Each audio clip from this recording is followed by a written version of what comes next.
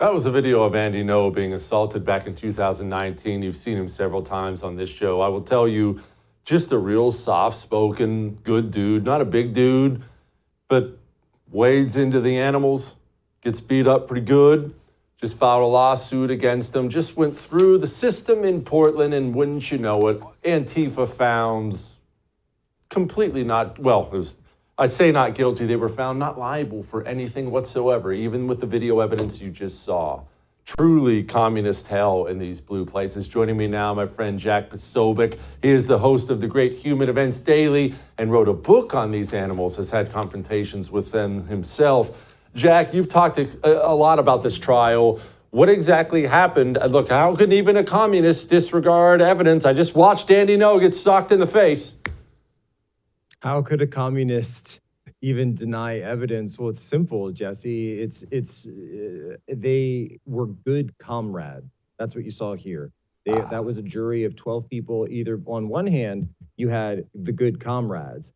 Then on the other hand, number two, you had the people on that jury that knew that you better be a good comrade because they find out what happens to the bad comrades. We were actually told by our reporter, Katie Daviscourt, who sat in through the trial for every single day of this from jury selection on, that at multiple times throughout the trial, these jurors were threatened with having their personal information released to the public. And well, guess what? They live within the confines of Portland. They live within the confines of Multnomah County.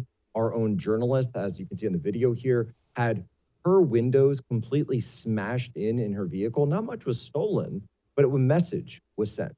A message was sent that if you do reporting on us, we are going to come after you. That's the same message that the jury got, and the judge even had to bring this up multiple times in the trial, that they were potentially facing having their identities be revealed, even to the point, Jesse, where the Antifa lawyer for the defendants, the two defendants in this, John Hacker and Elizabeth Richter, that the juror or the defense lawyer turns to the jury and says to them, "I am Antifa and I will remember your faces." Sounds a lot like American justice. I mean, I really think this is what our founders had in mind when they sat down, they hashed out the Constitution, Federalist Papers. This is exactly what they were hoping for. Okay, that's just, honestly, all that is so jaw-dropping and freaking horrible, yet at the same time, Jack, unsurprising. You talk about this all the time. So are these areas like D.C., New York, Portland is an extreme example, obviously. Are they just gone, Jack? Is there another solution if you're a decent person other than leave? If you could be in a situation where the judge would allow a defense attorney and the people in there such conduct, you have no chance as a real person.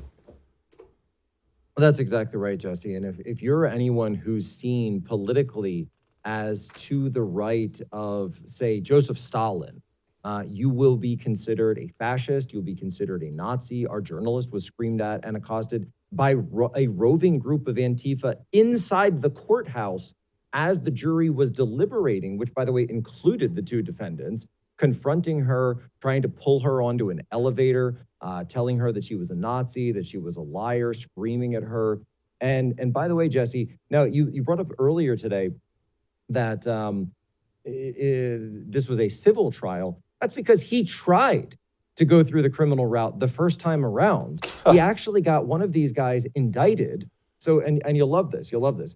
This is the guy Hacker, who actually, even beyond this initial assault, when they're in black bloc, that's why they do that. So it's hard to bring them to court because you can't tell really who that is unless you have something really identifying, like a tattoo, a scar, or something. So they put him on trial.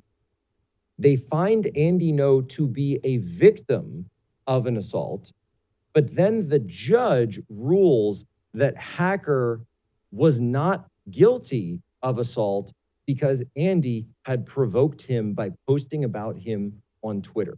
I kid you not. You had a judge in that very city say this. So this is what I'll say. If you're in one of those areas, you just have to understand, number one, you're a second-class citizen. If you're a conservative or a Christian or just someone who's, I don't know, normal. Then number two, that you live in a communist area and you should act accordingly. Number three, And I know that there's been, people argue about, national divorce. Is it possible? It's not. I'll say at least this. There needs to be a civil exodus, not a civil war, but a civil exodus. You need to get out of these areas. Go find an area that's, honestly, I'd say take a purple area and make that more red. Move to a place that makes sense for you and your family, but you cannot be in one of these cities. You can't. Are you tired of watching your beloved nation fall prey to the insidious grip of communism?